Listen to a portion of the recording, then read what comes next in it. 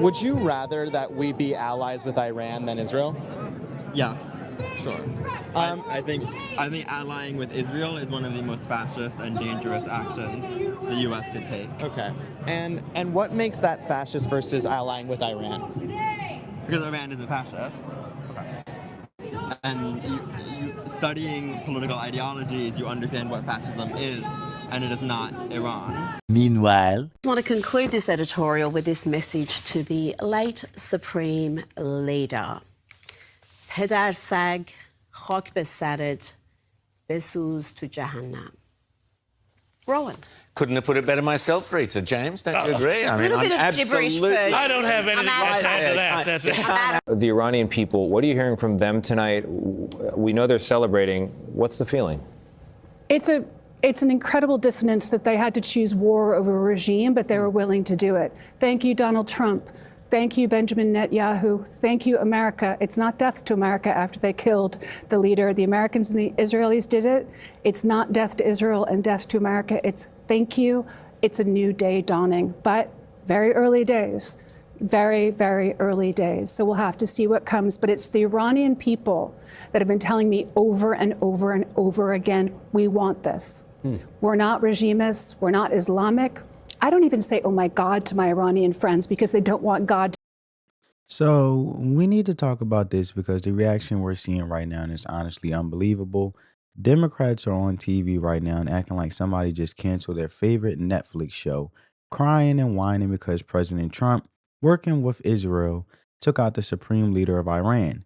And I need regular everyday people to really understand what's happening here because the way the media is framing this is like we just lost some kind of old grandfather who baked cookies for the neighborhood. No, we're talking about the Ayatollah, the man who runs Iran like a dictator, the guy at the top of the regime that funds terrorism, chants death to America, backs groups that attack our allies, and crushes his own people when they protest for basic freedoms. And Democrats are going on mainstream liberal media sounding like they're at a funeral saying this should have never happened, that it wasn't justified, and that this was reckless. And I'm sitting here thinking, are we living in the same reality? Seriously, family. And let's break this down in simple terms. No politics degree needed. Imagine there's a guy in your neighborhood who constantly threatens your house, funds the people who vandalize your car, sends money to people who break your windows, and openly says he wants your family gone. Not joking, not exaggerating, publicly, repeatedly. And then one day someone steps in and stops him for good. Are you going to cry about how it was unfair to him? Or are you going to say, maybe, just maybe, the threat is gone and that's a good thing? That's what this is. The Ayatollah wasn't some innocent bystander, okay?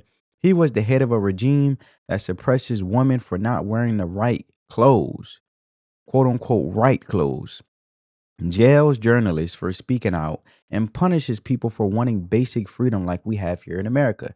When Iranian citizens protest, they don't get a town hall meeting. They get beaten, arrested, sometimes killed. So when Democrats go on TV acting like this was some tragic injustice, regular Americans are confused because they're thinking, wait, I thought we stood against dictators. I thought we stood for freedom. Now and all of a sudden, we're mourning at theocratic ruler who literally runs a country where you don't get to vote freely, speak freely, or live freely. And let's talk about the phrase not justified, right? What does that even mean in this context?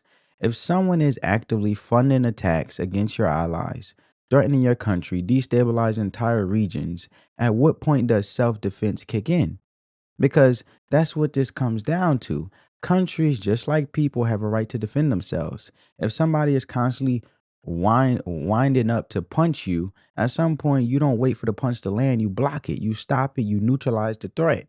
And that's common sense. And here's the part that really gets me.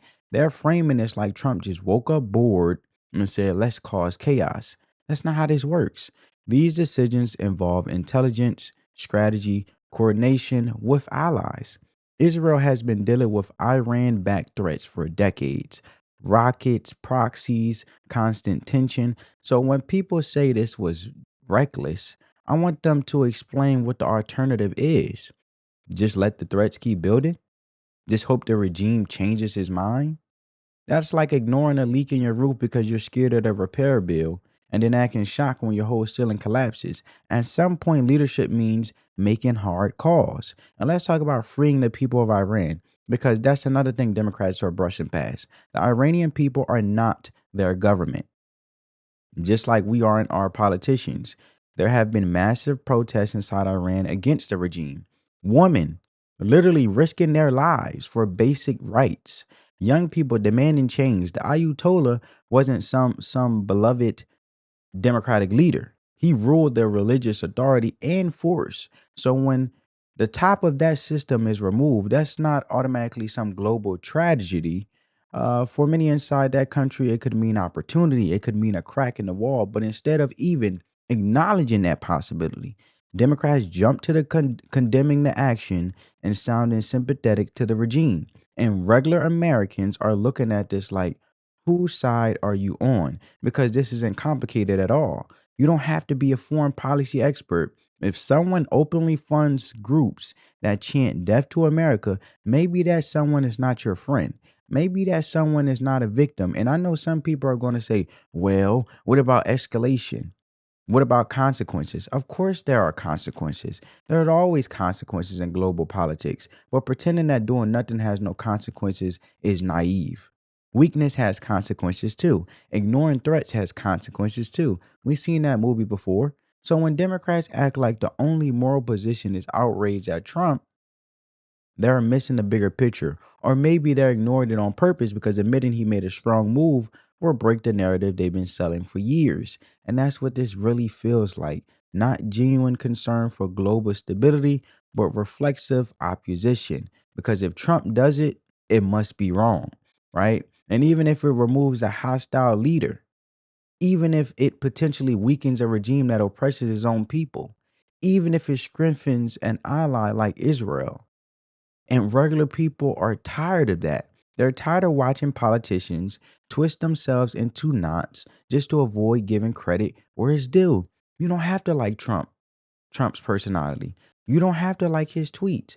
But when it comes to confronting hostile regimes, this wasn't some random act. It was a strategic decision in a long-standing conflict. So spare us with the dramatic speeches and the pearl clutching, because the Ayatollah was not a symbol of peace. He was the head of a regime that built an identity on opposing the United States and empowering violence across the region. If removing that leadership changes the equation, if it disrupts the machine, if it gives even a silver of hope to people living under that rule, then maybe, just maybe, this isn't the tragedy some Democrats are trying to sell. Maybe it's a turning point.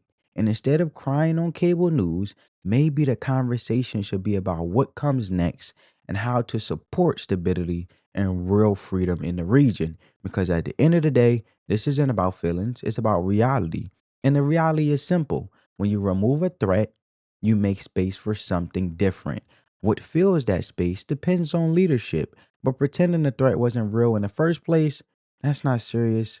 That's politics, and people see right through it. Now, I want to get to this next clip, guys, now that I got that out the way, and I wanted to give you guys the gist of what's really going on here and telling you guys the truth. I want you guys to now check out this next clip. This morning, Ayatollah Khamenei led a regime that brutalized its own people, launched attacks around the world for almost 40 years. So is the president right to take him out? No, you're right about the Ayatollah. He was a brutal dictator. This is a murderous regime. But at the same time, it posed no imminent threat of attack to the United States. They had not reconstituted their nuclear program, which the president just months ago said had been obliterated. They do not have ballistic missiles capable of hitting the United States. There was simply no basis to go in with this massive military campaign with the goal of regime change. And the concern here is that we have unleashed factors in the region now that we cannot control. If the Iranian people do rise up, as the president has called upon them to do, maybe they're successful. Maybe they get slaughtered in reliance on the president's implicit promise that we will be there to help them. Maybe the regime just takes a new form, an equally depraved regime, and then what have we accomplished? Maybe our service members are killed, as the president pointed out that risk, and I hope and pray they remain safe, both those that are carrying out the mission and those that are in bases in the region. But the president has made no case to the American people. He sought no authorization from Congress. We need to return ASAP and take up a vote on the War Powers Resolution Tim Kaine, Rand Paul, Senator Schumer, and I have introduced. You have called for Congress to return to Washington and to vote on whether to try to essentially halt this military action. No War Powers Resolution has ever overcome a presidential veto. Why do you think you need to take one? Well, nobody in this country is asking for war with Iran. Just like months ago, no one in this country was asking for war with Venezuela.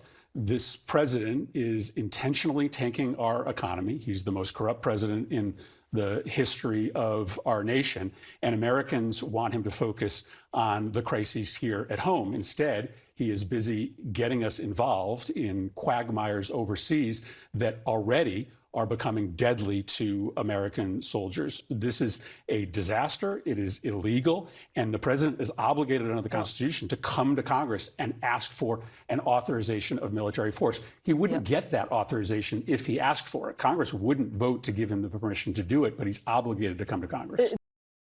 First, let's ground this in reality for a second because facts matters. And as of latest verified reporting, there has been no confirmed event, from my knowledge, family, correct me if I'm wrong, where the sitting supreme leader of Iran was taken out. So we're talking about strong U.S. or Israeli strikes on Iranian leadership or military targets more broadly.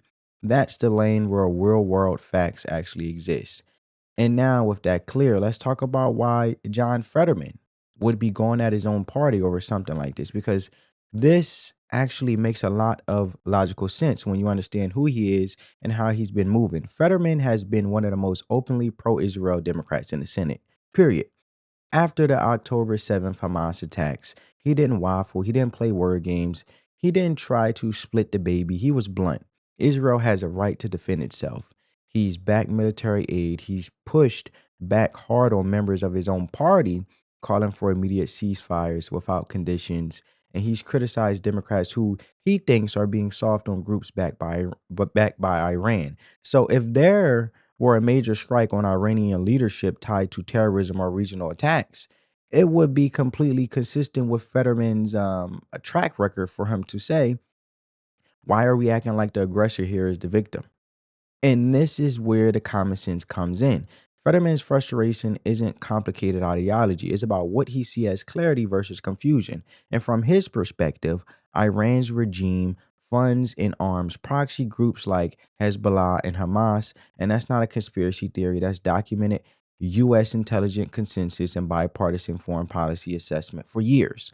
So in his mind, Fetterman, if you're dealing with a government that bankrolls groups, attacking civilians and destabilizing allies, then acting shocked when there is a military response feels backwards. Think of it like this. In everyday terms, if there's a guy who keeps funding troublemakers to mess up your friend's house every week, and then your friend finally fights back directly at the source, and your own family starts scolding your friend instead of the guy who started it, you're going to be annoyed. That's likely where Fetterman's head is. He's looking at parts of his party and thinking, why are we more comfortable condemning our own side's response than confronting a regime that's been fueling the chaos? Now, add politics to it. The Democrat Party right now has a real internal split on foreign policy. You got the more traditional Democrats who believe in strong alliances, deterrence, and projecting power when necessary. Then you got a progressive wing that is far more skeptical of military action. They're so investigated of it. They're deeply critical of Israel's government and worry of escalation in the Middle East. And Fetterman falls clearly in the first camp. So when Democrats publicly oppose aggressive action against Iranian leadership or infrastructure, he sees that as weakness or moral confusion, not nuance. And here's a simple breakdown for people who don't live on political Twitter. Some Democrats are worried about escalation, meaning if you hit Iran, does Iran hit back harder? Does this spiral into a bigger war? That's their fear. Fetterman's counter view is basically this. Deterrence only works if the other side believes you'll actually act. So if you never respond strongly, the threats don't stop, they grow. It's like at school. If a bully never gets checked, he doesn't calm down because you're polite, he pushes further. So Fetterman's frustration is rooted in that mindset. Strength prevents bigger fights later. It sort of reminds me of Donald Trump saying, right, and motto, strength through peace. And I am wholeheartedly in belief of that. Try to seek peace and negotiate first. And I'm sure President Trump has tried to work with with Ayatollah Ali Ayatollah Khamenei, you know, the guy who died, the dictator over there in Iran. I'm sure he had tried to work with Iranian leadership over and over and over and over again. But what I'm saying with Fetterman's, because it ties to Trump's motto of strength through peace, and Fetterman's mindset is rooted in strength prevents bigger fights later. He's not trying to score points for a Republican president, Fetterman. He's defending what he sees as a core security principle, national security for the United States of America. And politically, that puts him at odds with louder voices in his own Democratic Party who frame any major strike as reckless by default. So when you see him going off, which we about to get to in a minute, I'm going to show you guys a clip. It's not random. It's consistent. He's been signaling for months that he's tired of what he views as knee-jerk anti-Israel or anti-military reflexes inside Democratic circles. In his mind, if Iran's leadership is tied to funding and coordinating attacks through proxies, then decisive action against that leadership isn't some shocking moral collapse. It's the logical outcome of long-running hostility. That's the through line, right? Whether people agree with him or not, the logic is straightforward. He believes deterrence keeps Americans and allies safer. He believes Iran's regime is a destabilizing force in the region, and he believes part of his party are undermining clarity by focusing their outrage in the wrong direction. Strip away the party labels and cable news drama, and what you're really watching is a fight over one basic question, right? And I'm going to tell you guys the question in a minute. I'm going to give you the mic drop here. Does showing force stop bigger conflicts or does it create them? And Fetterman has clearly chosen his answer, and he's not shy about saying his own party is getting it wrong. So now I want you guys to check it out. Necessary, honestly, the entire thing. It's really an empty gesture. There's not going to be any votes. But when you're not even breaking the war powers resolution, why are you even doing that? Yeah. So, I mean, and also, let's also be clear. I'm tired of seeing people, you know, go on social media and saying we can never allow Iran to acquire a nuclear bomb, and Israel always deserves insecurity, and they deserve to exist. Well, if you're not willing to do about it, you know, then it must just be empty words. Yeah. You know, are you really? Does it matter? No. But when President Trump was willing to do the kinds of things that are necessary to provide those things. Now, if you really want to prevent Iran to acquire a nuclear bomb, you know, he did try to negotiate with them. You know, there has been treaties. You know, there has been other negotiations that never worked. And they had 900 pounds of just below weapons grade weapons. So, you know, here, do you really committed, or are you just going to drop empty tweets and just try to have it both ways and pretend that it really matters? So, yeah. And that's why I'm going to support that. As a Democrat, I know that's absolutely the right thing to do.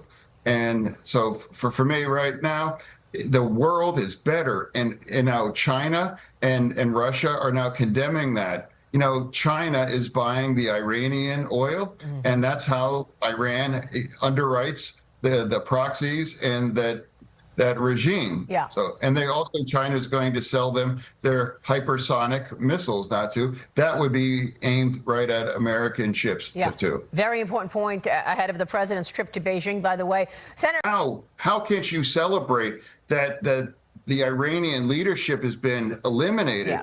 Doesn't that make the region more safe, more secure, more just, more free? Yeah. And now, of course, there's other things. It's possible right now, but right now, why can't you just acknowledge that? You know, and you know, I put that out on my social media. Yes. Look at the kind of people that are grieving that or now protesting that. You know, even on Columbia University, you know, one of the student groups just announced on Twitter saying "Death to America." Wow. Like, I mean, it's just like, this is what I'm saying. Look at the kind of people that grieve for that garbage. Yeah. And it's like that's the point. And I'm going to be on that side. For me, as a Democrat, I think Democrats country over party. Yeah. What the base demands means nothing to me. What's the right thing and the right side of history is what happened with Epic Fury. All right, so let's break this all the way down in plain English because people hear war powers vote and their eyes glaze over like we're in a high school history class. But this is actually simple, okay? John Fetterman is basically saying, I'm not playing this game. That's what this comes down to. The president orders military strikes against Iran, strikes that are still ongoing, and Democrats in Congress immediately start pushing a war powers resolution to try to rein him in. Now, here's what that means in everyday language. Under the War Powers Act, the president can use military force for about 60 days without formal approval from Congress. After that, he has to either get authorization or wind it down. So when Fetterman looks at his party trying to force a vote right now, he sees it as political theater. In his mind, it's like your coworker calling an emergency meeting about something that's already within company policy just so they could look dramatic in front of the office. He's saying the president is operating within his authority. Why are we pretending this is some dictatorship move? And this is where his frustration with the Democrats, the Democratic base or the Democrat base comes in. Fetterman has made it clear he's not going to bend just because the loudest voices on social media are mad. He's basically saying, I represent my state and my judgment, not Twitter. And whether people like that or not, that's a simple position to understand. He believes Iran's regime is hostile. He believes strong action deters bigger problems later. So from his perspective, Democrats scrambling and scraping to block the president right now looks weak and performative. Think about it like this. If a fire breaks out, and the fire department shows up with hoses. And instead of helping your neighbors start arguing about whether the truck was parked correctly, you'll be like, can we put the damn fire out first? Seriously. You know what I'm saying? And that's how Fetterman is framing this. He thinks his party is more focused on opposing Trump, which they are, with Trump derangement syndrome as we know it, than dealing with the threat itself. Now, on the behind closed doors point, what he's hinting at is what you're saying out loud is that a lot of politicians publicly posture one way, but privately understand the security reality, especially the national security and safety for the United States of America and citizens and with the United States and within the United States. And that's not some wild conspiracy. Politics is full of people who say one thing to activists and another thing in private briefings. As we know, and they are the cowardly ones I call, that like to cater to their base, but they're saying another thing in private, and they actually shaking heads and agreeing with those, but in public, they got to act like they don't agree so they don't lose votes. So Fetterman's basically accusing his colleagues of tap dancing for the base, while knowing full well that Iran's leadership has been a destabilizing force in the region for years. And here's the bigger picture for regular people who don't follow this stuff. There is a split inside the Democrat Party. One side believes in projecting strength prevents bigger wars. The other side fears that any escalation leads to another endless conflict. And Fetterman is firmly in the first camp, and he thinks showing force now prevents something worse later. It's like dealing with a bully early versus waiting until he's bigger and stronger. You know what I'm saying? That's the logic. And when he says he doesn't care what the base wants, he's really saying is he's not going to let the loudest activists dictate national security decisions. That's a risky political move because bases matter in primaries, but it also signals his prioritizing, I should say, what he sees as security over party unity. And that's what he's prioritizing. Now, when you add in reports of some Iranians celebrating and criticizing American Democrats for sounding sympathetic to the regime, that fuels his argument even more, which we're about to see in a second. Because if people who actually live under that system in that Iranian regime, that system, basically the people that did live under that system, they are saying, why are American politicians defending this leadership? And that makes Democrats look crazy. As Trump said, these people are crazy. and they look disconnected. And whether that perception is fully fair or not, politically it's powerful. So Fetterman standing strong right now isn't random. It's consistent with how he's positioned himself for months. Pro-Israel, hawkish on Iran, blunt about what he sees as extremism in his own party, and he's choosing confrontation over conformity. And at the core of it, this whole fight isn't complicated. It's about one basic question. Do you believe strong military action within presidential authority is necessary to deter threats, or do you believe Congress should immediately step in to limit it because escalation is too dangerous? Let me know what you guys think down in the comments below, and give this video a big thumbs up. It helps crush that YouTube algorithm. It's totally free. And also, if you're new to the family, subscribe and join. If you're already part of the family, I appreciate you for rocking with me and just for watching this video. I appreciate you all for just watching this video, and I hope you're getting some true value from what I'm saying. As always, we're just having a conversation. But Fetterman has picked his side, is my point. And he's not whispering about it. He's saying it with his chest, and I gotta respect that. Now, I want to get to the last part, and this shows the disconnect within the Democratic Party and how foolish they look. So, without further ado, check it out. The morning into a massive uprising against Ali Khamenei. So I am worried because I know that my people deserve to have a secular democracy to end this regime, but I want the US government to be precise. I want the Israeli government to be precise, accurate, strategic, calculated, targeted military action against not only the military leaders, but also the political leaders should be removed. And let me just make it clear, this is the moment that Iranian people have been waiting for 47 years. The year actually when the same regime took American diplomats hostage. That strike should have been done 47 years ago. The West waited too long, but I think we need to welcome this because this is a war brought to the Islamic Republic by the warmonger regime. And I talk to people every single day. I have family there. I have nobody here. All my family, my beloved family, my friends, my brother, my mom, my dad, my sister, they all live in Iran.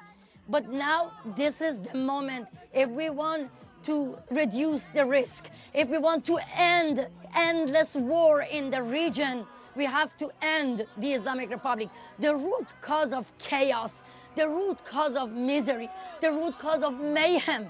Look, my people have been suffering for 47 years. In America, yesterday I took to the street.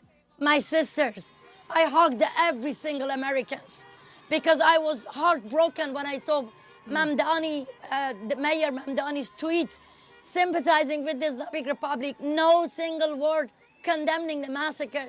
I took to the New York. I said, this beautiful city, New York, saved my life. New York is my city. I need to hug my people. Right. I need to talk to them.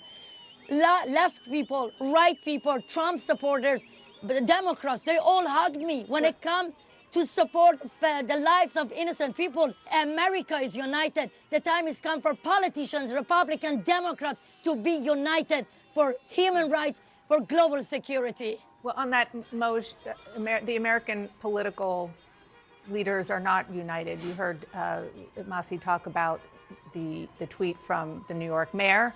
A lot of Democrats are calling this an illegal war. What do they not get that you want them to understand about the way that the people in Iran feel? I think that it is imperative the Democratic Party wake up and get past their dislike of Donald Trump, the President Trump, and their feelings of international conflicts going on. This is about national security. This is about what is possible in the Middle East. This is about being a good neighbor, good partner to the Gulf states and what their aspirations are.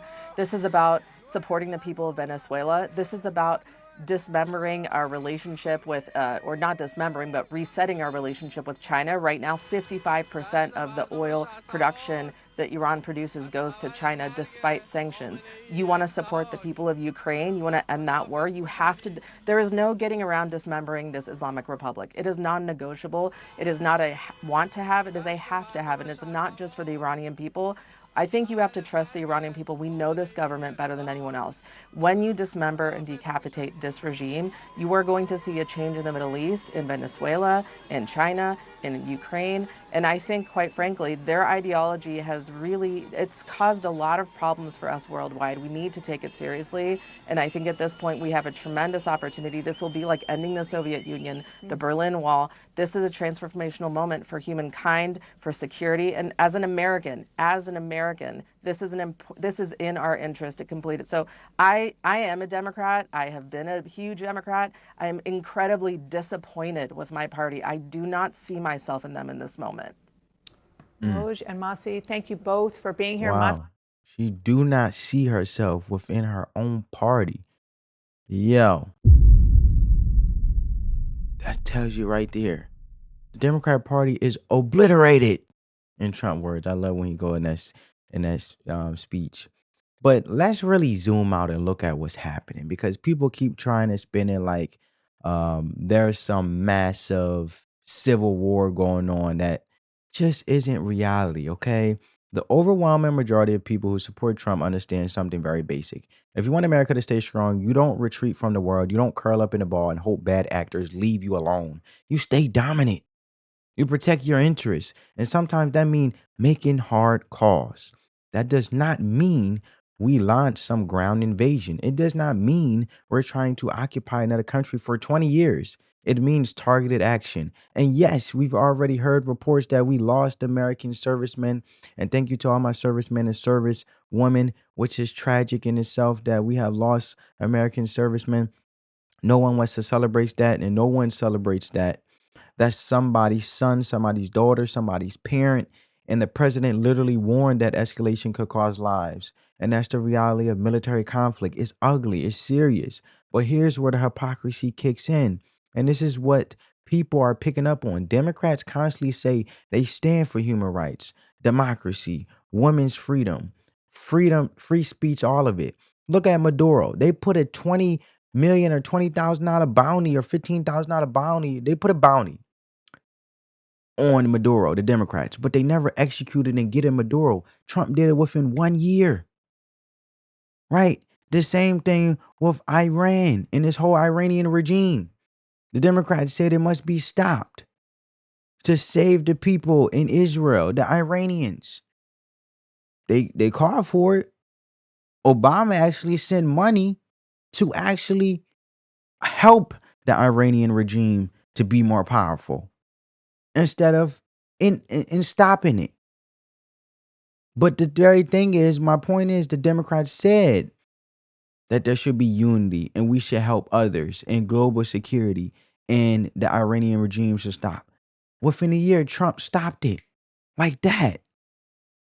And now the Democrats are mad when they're the ones that said this against the Iranian regime and put a bounty on Maduro. All Trump did was execute. How can you get mad for executing, Trump executing on something that y'all didn't execute on, but y'all called it out and y'all never did nothing? And that tells you everything about the Democrat Party. They full of talk a lot, but doing nothing. They say a lot and do nothing, right? They talk the talk, but they don't walk the walk. And that's what I'm saying about the hypocrisy kicking in. And people are picking up on Democrats constantly saying they stand for human rights, democracy, women's freedom, free speech, all of it. And they say they stand against authoritarian regimes. And they say they stand with oppressed people. Okay, cool. Now look at Iran's regime. It's not a democracy. Women get punished over dress codes. Protesters get crushed. Dissent gets jailed. That's not controversial. That's documented. So if a regime like that gets weakened or faces consequences, logically, that aligns with the values Democrats claim to believe in. That's not complicated. That's just common sense. And if you say you hate bullies and then someone stands up to a bully, why are you mad? And the answer a lot of people are coming to is simple. Because, like I just said, Trump did it. That's it. It's not about principle. It's about personality. It's about opposition. If Trump breathes, they say the air is toxic. And my thing is, it reminds me of how women say toxic masculinity, right? But they don't say dark femininity. Because there's always a flip side. And regular people see with this Democrat Party. You saw the same dynamic when it came to authoritarian leaders in other countries. The moment Trump acts, even if the outcome lines up with what Democrats used to say they wanted, suddenly it's reckless. Suddenly it's dangerous. Suddenly it's a threat to democracy. It starts to look less like a values-based party and more like a reflex-based party. Just oppose, just resist no matter what. And here's the everyday example so nobody gets lost. Imagine, right? You got a coworker everyone claims is terrible for the company. Everyone complains about him in private. Then the boss finally fires him. But because the boss is someone you personally don't like, you go out into the office and start complaining about the firing instead of the guy who was causing the problems. And that's what this looks like looks like to a lot of Americans. And then you got people from these actual countries going on TV saying, why are American politicians upset about this? We want change. We want freedom. That's not some abstract debate. That's people who live under those systems. So when Democrats appear more outraged at Trump than at the regime itself, it creates a credibility problem. And then you wonder why voters say the party feels directionless. Because at some point, if your only consistent principle is anti-Trump, people notice that. The State of the Union energy, that unified resistance vibe, that only works for so long before people start asking, okay, what do you really stand for? And this is why you're seeing internal friction. Not just Republicans pointed out. Democrats like Fetterman openly were frustrated because behind closed doors, a lot of those lawmakers understand geopolitical reality. They sit in classified briefings. They see intelligent reports. They know threats don't disappear because you post a hashtag, but publicly they have to navigate activists, social media pressure, primary challenges. So what do? They posture, they tap dance, they introduce symbolic votes, and regular Americans who don't live in DC see through it. They see a party, right? They see a party. So now I'm getting passionate here. They see a party that reacts emotionally to Trump first and thinks about consistency second.